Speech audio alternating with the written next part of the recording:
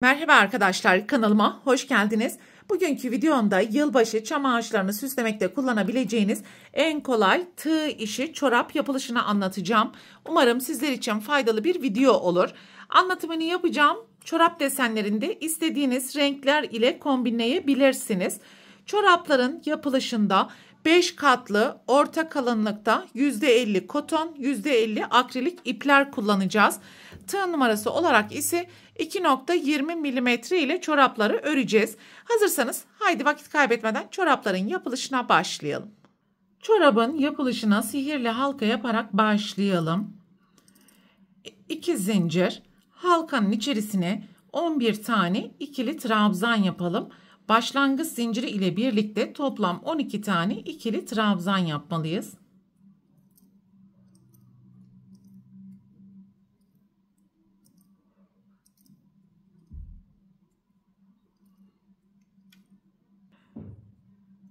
İkili trabzanı yaptıktan sonra sihirli halkanın ipini sıkıştıralım. İlk zincirin tepesine kayma dikişi yaparak sırayı tamamlayalım. 2 zincir, aynı ilmeğin tepesine ikili trabzan. Sonraki ilmeğin tepesine bir tane ikili trabzan. Sonraki ilmeğin tepesine 2 ikili trabzan.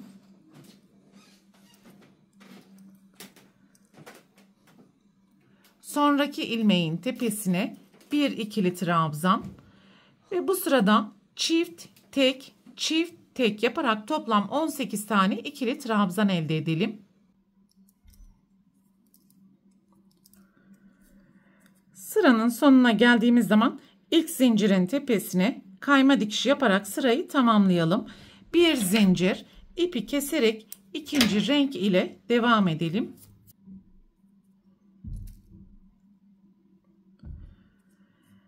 Herhangi bir trabzanın tepesinden ipi sabitleyelim.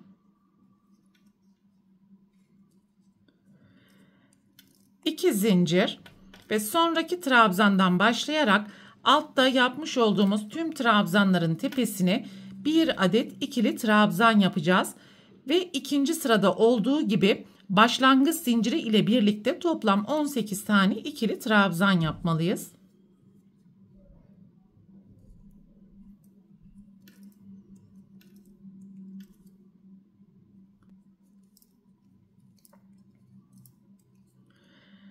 İlk zincirin tepesine kayma dikişi yaparak sırayı tamamlayalım. 2 zincir. Sonraki ilmeğin tepesinden başlayarak altta yapmış olduğumuz tüm trabzanların tepesine bir ikili trabzan yapalım ve toplam 18 tane ikili trabzan elde edelim. Beyaz renk ile 18 ikili trabzanı toplam 3 sıra olacak şekilde örmeye devam edelim.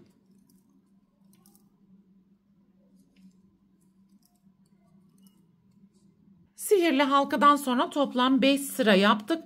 5. sıranın sonuna geldiğimiz zaman ilk zincirin tepesine kayma dikişi yaparak sırayı tamamlayalım. 2 zincir, sonraki ilmekten başlayarak başlangıç zinciri ile birlikte toplam yan yana 13 tane ikili trabzan yapalım.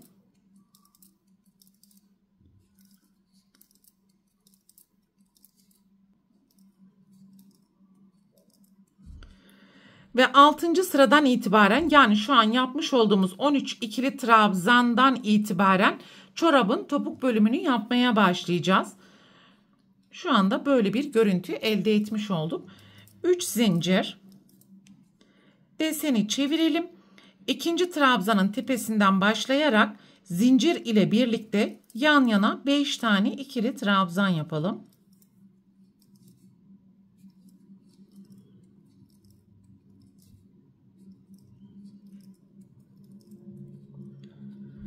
Şimdi yan yana 3 tane trabzanın tepesinden ilmek çıkartarak önce yarım trabzan yapacağız. Daha sonra tığda bekleyen ilmeklerin hepsini birlikte kapatarak azaltma yapacağız.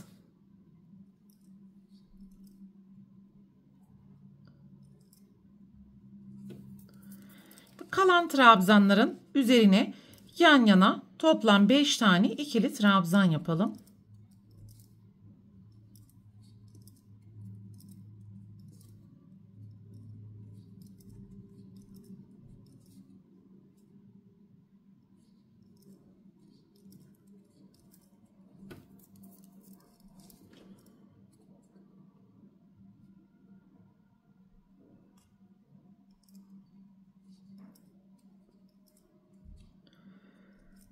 3 zincir, deseni çevirelim. İkinci trabzanın tepesinden başlayarak zincir ile birlikte toplam 4 tane ikili trabzan yapalım.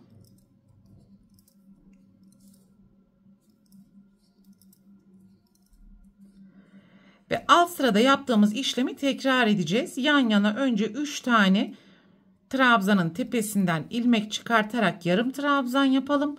Daha sonra tığda bekleyen ilmeklerin hepsini birlikte kapatalım.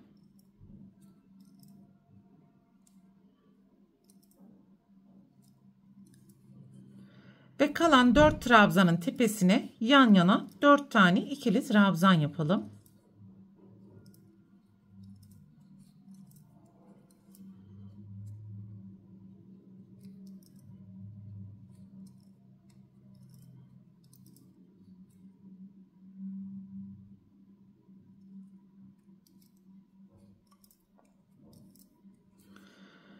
Evet, şu an çorapta böyle bir görüntü elde etmiş olduk. Bu yapmış olduğumuz desenim çorabın dış yüzünden bu şekilde ikiye doğru katlayalım.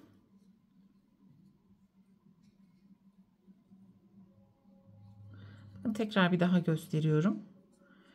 Ve karşılıklı ilmekleri kullanarak kayma dikişi yapalım.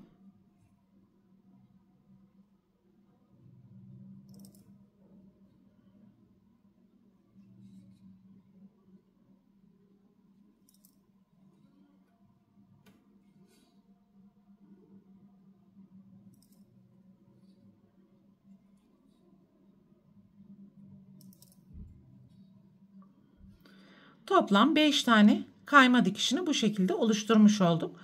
Bir zincir yapalım ve ipi keselim.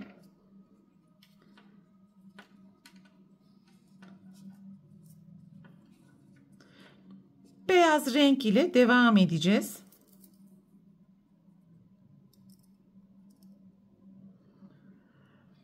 Kayma dikişlerini yapmış olduğumuz herhangi bir ilmeğin tepesinden ipi sabitleyelim ve 3 zincir yapalım.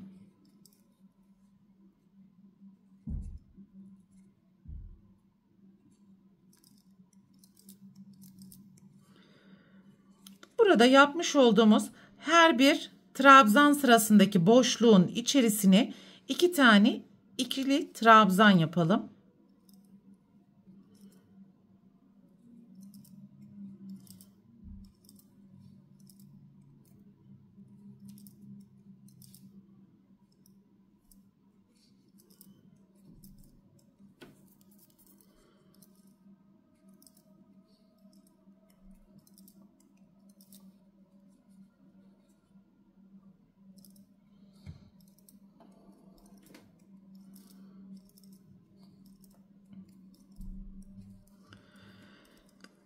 Kaldığımız yerden devam edelim.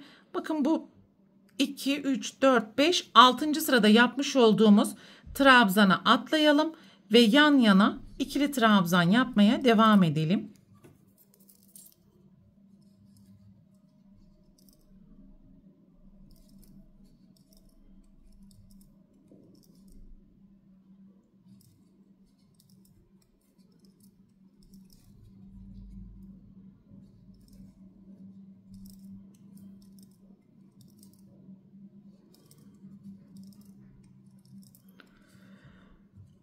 Buradaki çorabın ön noktasında yan yana 5 tane ikili trabzan yaptık.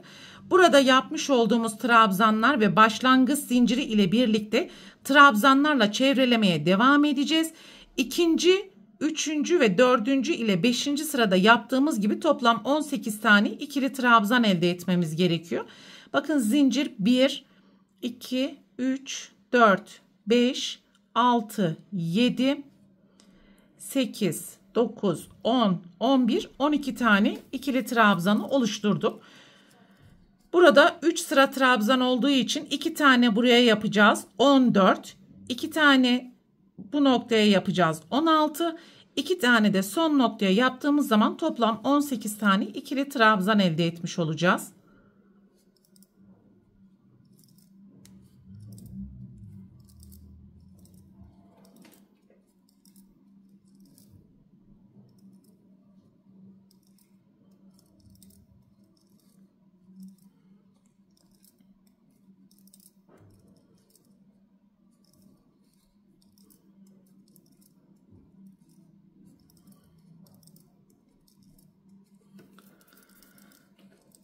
18. ikili trabzanı yaptıktan sonra ilk zincirin tepesine kayma dikişi yaparak sırayı tamamlayalım.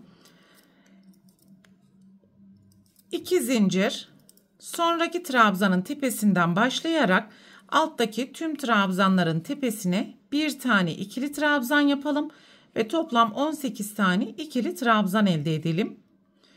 Bu şekilde topuktan sonra toplam 3 sıra 18 ikili trabzan yaparak devam edelim. Topuktan sonra toplam 3 sıra yaptık ve sıranın sonuna geldiğimiz zaman ilk zincirin tepesine kayma dikişi yapalım. Bir zincir yaptıktan sonra ipi keselim. Yeşil renk ile devam edelim.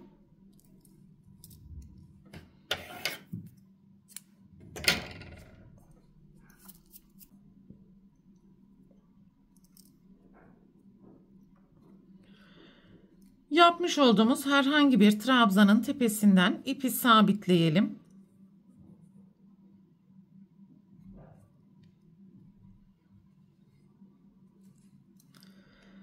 Bir zincir, sonraki trabzandan başlayarak altta yapmış olduğumuz tüm trabzanların tepesine bir tane sık iğne yapalım ve toplam 18 tane sık iğne elde edelim.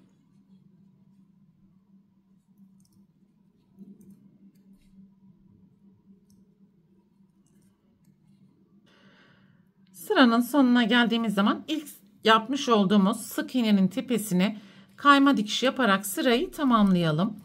2 zincir, aynı ilmeğin tepesinden başlayarak alttaki tüm sık iğnelerin tepesine bir tane ikili trabzan yaparak toplam 18 tane zincir ile birlikte ikili trabzan elde edelim.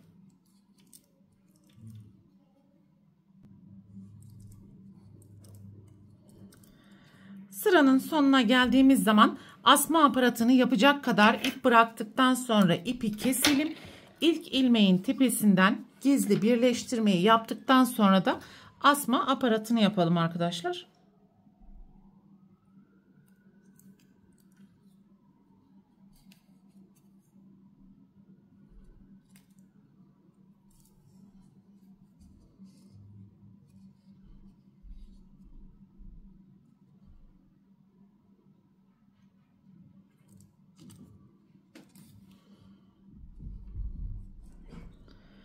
Burada asma aparatını yaparken başlamış olduğunuz trabzan tepesine göre çorabın topuk kısmıyla aynı hizada olacak şekilde ipi taşıyabilirsiniz.